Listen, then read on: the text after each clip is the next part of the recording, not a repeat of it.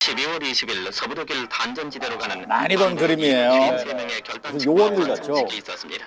뭔가 표정이 다들 비장하신데요. 심한 경쟁을 물리치고 합격한 이들 젊은 광부들은 3년 동안 일하고 돌아올 것이며 젊은 광부들의 앞날에 건강과 축복을 보내는 바입니다. 멋있게. 멋있어요. 아니 이렇게 단체로 멋있게 옷을 빼입은 이 청년들이 다들 어디로 가시는 거죠? 말끔하게 이제 정장을 차려입으신 이 청년들이 바로 독일로 향하는 모습인데 아. 이 파독 광부들. 물론 이제 지금 젊은 남성들만 나왔지만 야하게 차려입은 여성분들까지도 독일로 향하던 그런 시대였습니다. 네. 당시에 왜 이제 그럼 젊은이들이 독일로 가게 되느냐 이 배경을 좀 알아셔야 될 텐데 60년대 초거든요. 우리나라 경제 상태가 중동 건설 시작할 때보다도 훨씬 안 좋았을 때예요. 아무것도 없었던 시절이죠. 네네네. 당시 이제 전국 취업률이 30%고 그러면 10명 중에 취업한 사람 3명 안 된다는 얘기예요. 그러니까 당시에 이제 집권하던 박정희 정부가 야 이걸 어떻게 이 상황을 타개할 거냐 굉장히 이제 고민하고 있었는데 그때 독일에서 우리나라에 이제 먼저 인력 파견을 요청하게 됐던 거죠.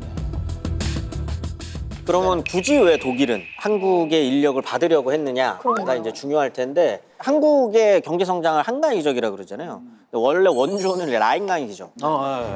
독일이 그때 2차 세계대전 패전 이후로 이 시기가 되면 경제 성장이 굉장히 급격히 하게 되고 그러다 보면 몸을 좀 많이 써야 되는 일들, 특히 남성들의 직업 같은 경우에는 광부, 여성들의 직업 같은 경우에는 간호사 이런 일들을 독일 분들이 이제 안 하려고 하다 보니까 모든 이제 선진국들이 다 겪죠. 근데 필요한 직업이기는 하고 그럼 이걸 어떻게 해야 되지라고 할 때 한국에서 독일이 우리한테 돈을 빌려주면 우리가 인력을 파견하겠다.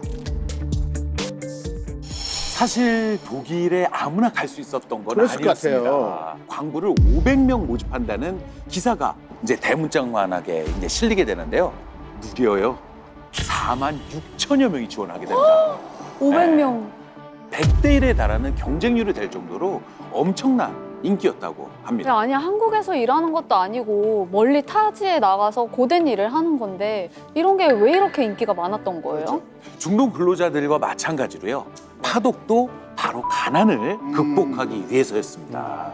모집할 때요. 제시된 월급은 600마르크로 당시 한국 공급 생활자들 월급의 무려 8배나 됐답니다. 와. 많이 줬네, 많이 줬어. 당시 힘들었던 상황 속에서 희망 같은 기회로요. 많은 젊은이들이 지원을 할 수밖에 없었고요. 접수처에는 전날 밤부터 밤새 줄을 선 사람들이 그렇게 많았다고 합니다. 8배니까요. 그러니까 3년이라면 와. 호텔 부럽지 않은 시설. 야. 동가 맥주. 방마다 독서실에 오락시설 갖추어. 지하 800m에서 콜라가 수도처럼 나온다. 무슨 지상 낙원 같은 느낌이야. 접수처에는 전날 밤부터 밤새 줄을 선 사람들이 그렇게 많았다고 합니다. 접수 종료 후에도요. 한 번만 더 기회를 달라면서 노동청 앞에 사람들이 몰리는 게 일수였고요. 그리고 지원자 중에 너무 똑똑하면요. 안 뽑힐까 봐 일부 학력을 낮추기도 해요. 너무 똑똑하네. 예.